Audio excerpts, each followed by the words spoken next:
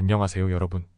오늘의 흥미로운 영상 내용은 AI 기술에 대한 우려를 표명한 AI의 대부 제프리 힌튼 노벨 물리학상 공동수상 그리고 약화된 이란은 여전히 주요 억제력을 가지고 있다 핵 옵션에 관한 것입니다. 우선 좋아요 버튼을 누르고 채널 구독 및 알림 설정도 잊지 마세요. 여러분의 관심과 지지가 저희에게 큰 힘이 됩니다. 첫 영상은 2024년 10월 8일 월스트리트 저널에 실린 중요한 소식을 전해드리겠습니다. 이번 뉴스는 인공지능 AI가 머신러닝 분야의 큰 업적을 인정받아 노벨 물리학상을 공동 수상한 제프리 힌튼과 존 호필드에 대한 이야기입니다.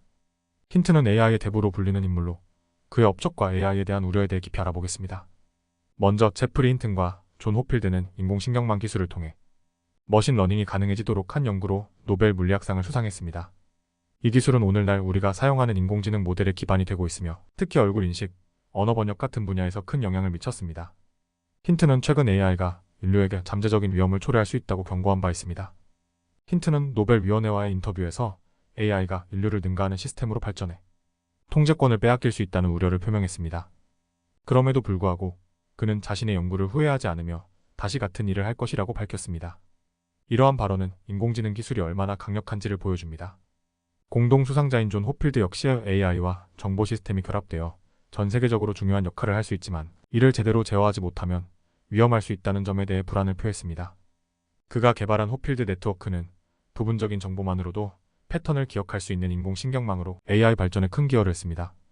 힌튼과 호필드의 연구는 챗GPT와 같은 AI 시스템의 길을 열었으며 오늘날의 AI 발전에 많은 영향을 미쳤습니다. 힌튼은 자신이 가장 즐겨 사용하는 AI 도구로 오펀 AI의 GPT사를 언급하며 매우 유용하지만 가끔 오류가 발생할 수 있음을 지적했습니다. 이처럼 AI 기술은 여러 산업 분야에서 큰 생산성 향상을 가져올 것으로 예상되며 특히 의료 분야에서 많은 기대를 받고 있습니다. 힌튼과 호필드의 연구는 단순한 이론에 그치지 않고 기후 모델링, 의료 영상 분석, 효율적인 태양전지 개발 등 다양한 분야에 적용되고 있습니다. 마지막으로 노벨상은 스웨덴에서 수여되며 수상자들은 약 1100만 스웨덴 크로나를 상금으로 받게 됩니다. 힌튼은 자신의 수상이 매우 놀랍다고 말하며 예정된 MRI 검사 일정을 취소해야 할 것 같다는 농담을 덧붙였습니다. 이상으로 AI와 노벨 물리학상 수상 소식을 전해드렸습니다. 이번 소식은 인공지능 기술의 발전과 그에 따른 위험성에 대해 다시 한번 생각해보는 계기가 되었으면 좋겠습니다. 다음 영상은 2024년 10월 8일자 월스트리트 저널에 실린 중요한 국제 뉴스를 설명해드리겠습니다. 이란의 핵 프로그램과 그로 인한 지역 및 국제적 위협에 대해 다루고 있는 기사입니다. 최근 이스라엘은 이란의 주요 군사적 억제 수단인 탄도 미사일과 동맹, 민병대 헤즈볼라가 예상만큼 강력하지 않다는 사실을 입증했습니다. 이에 따라 이란의 핵 프로그램이 다시 국제사회의 주목을 받고 있습니다. 이란은 오랫동안 핵무기를 개발할 수 있는 능력을 갖추고 있다고 주장해왔으며 최근 이란 고위 관리들은 핵무기 개발을 가속화할 가능성에 대해 언급했습니다. 9월 말 이란 원자력 기관의 전임 책임자인 페레이둔 아바시는 테헤란이 무기급 우라늄을 생산할 수 있다고 밝혔습니다. 미국 관리들에 따르면 이란은 핵 연료를 무기급으로 전환하는데 2주도 걸리지 않을 것으로 예상되고 있습니다. 이란은 핵 프로그램이 평화적 목적이라고 주장하고 있지만 현재 고농축 우라늄을 보유하고 있는 유일한 비핵 국가입니다. 국제원자력기구 IAEA의 최근 보고에 따르면 이란은 거의 4개 핵무기를 만들 수 있는 무기급 연료를 확보한 상태입니다.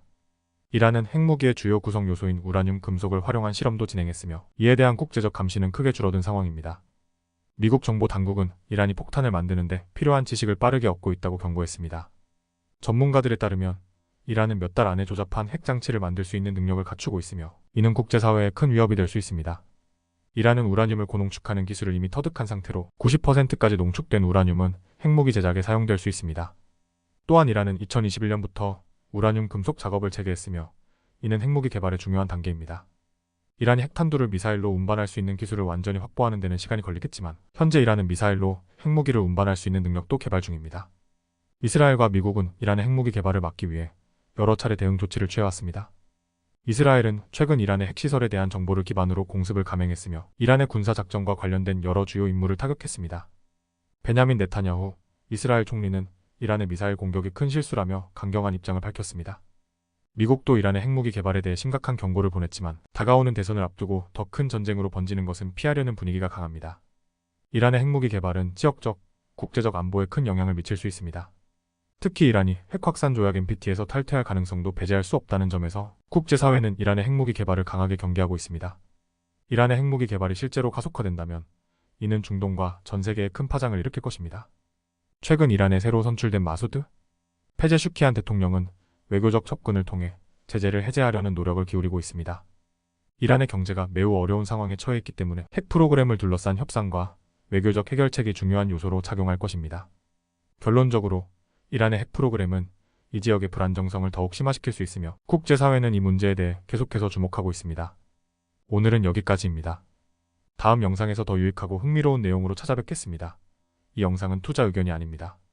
매우 고맙습니다.